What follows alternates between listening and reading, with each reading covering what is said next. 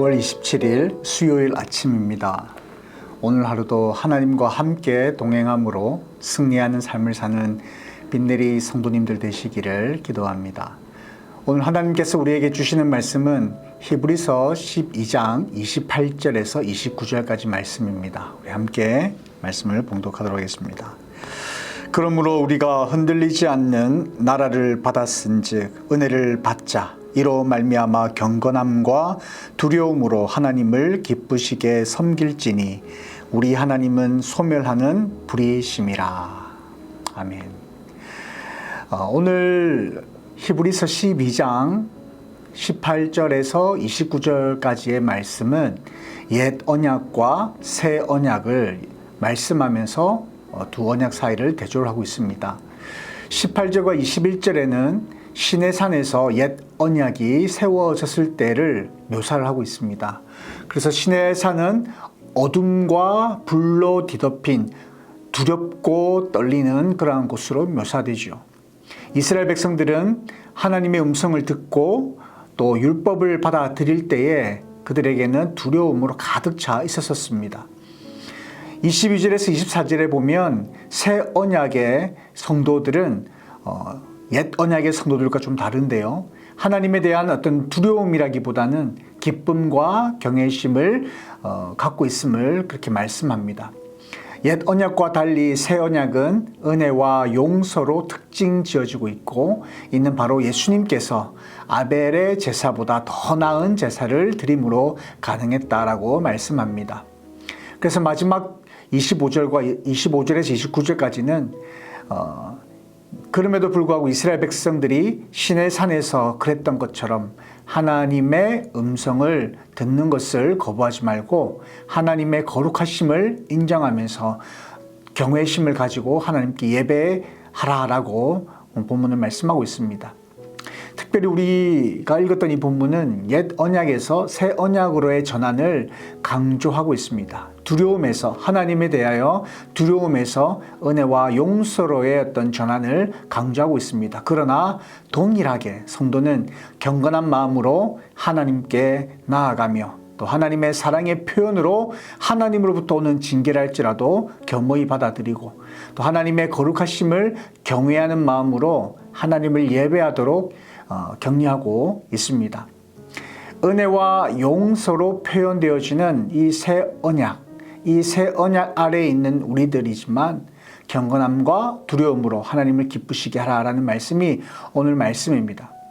특별히 마지막 절에 하나님은 소멸하는 불이심이라 라는 말씀이 있습니다. 불에는 두 가지 기능이 있다고 합니다. 하나는 태워서 완전하게 소멸하는 기능이 있고 또 다른 하나는 불순물을 태워서 순수하고 깨끗하게 만드는 그런 기능이 있습니다. 본문에서 말씀하고 있는 하나님은 소멸하는 불이시다라는 그 말씀이 바로 그런 말씀을 우리에게 비유적으로 말씀하고 있다라고 그렇게 생각합니다. 하나님께서는 소멸하시는 불로서 우리의 죄를 소멸하셨습니다. 우리는 그 죄에 대한 대가를 지불해야만 합니다. 그러나 우리는 그 죄에 대한 대가를 지불할 만한 능력이 없기에 불심판을 당할 수밖에 없었습니다. 그러나 예수님께서 십자가에서 죽으심으로 우리 죄에 대한 하나님의 불심판을 대신 당하신 것입니다. 하나님께서는 예수 그리스도를 통해 우리의 죄를 태워 소멸하신 것입니다. 그리고 하나님께서는 소멸하시는 불로서 우리의 죄로 얼룩진 불순물을 태워 순수하고 깨끗하게 하셨습니다.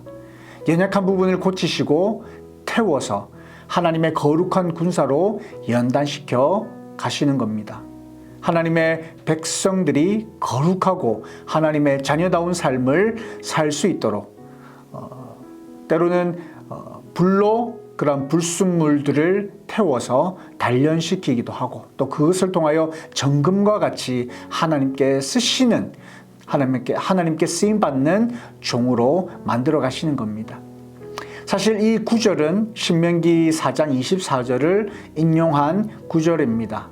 신명기에는요, 이스라엘 백성들에게 우상 숭배에 빠지지 말고 하나님께 충실하고 하나님의 분노를 불러일으키지 않도록 하나님만을 섬기라는 경고로 하신 말씀입니다.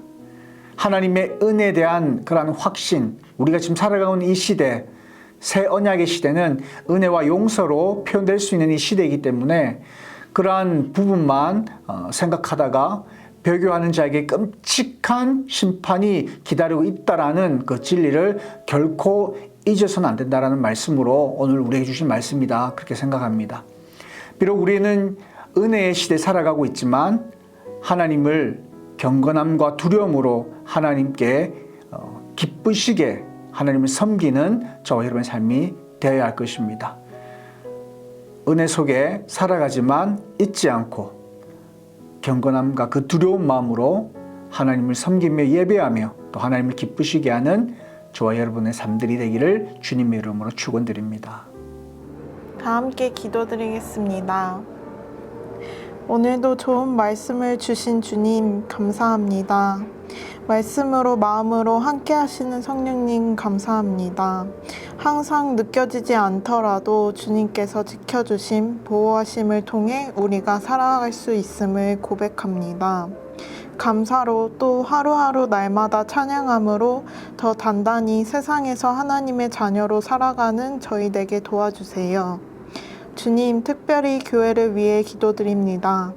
우리 교회가 세워지고 많은 시간들이 지나는 동안 한 번도 하나님의 손을 벗어난 적 없고 계획하신 아래 성장해 왔음을 잘 압니다. 새 성전이 건축되어지는 과정에서도 하나님의 계획을 믿고 따르며 오직 그 크신 계획을 기대함으로 저희가 하나 되게 해주세요. 또 과정 가운데 어려움이 없도록 도와주시고 혹여나 생긴다고 하더라도 하나님의 방법을 통해 어려움조차도 뚫고 나아가 더 성장하는 하나님의 자녀들 되게 도와주세요. 새 교회와 함께 우리가 더 나아가 더 많은 지역으로 그리스도인의 향기를 품게 하시고 지혜롭게 쓰이는 하나님의 일꾼 되게 도와주세요. 주님 보시기에 기쁘게 쓰이길 원합니다. 오늘 하루도 하나님과 매분 매초 함께 할 수 있도록 도와주시고 안전하게 하루 마무리하는 저희가 될 수 있도록 도와주세요. 감사드리며 예수님의 이름으로 기도드렸습니다. 아멘.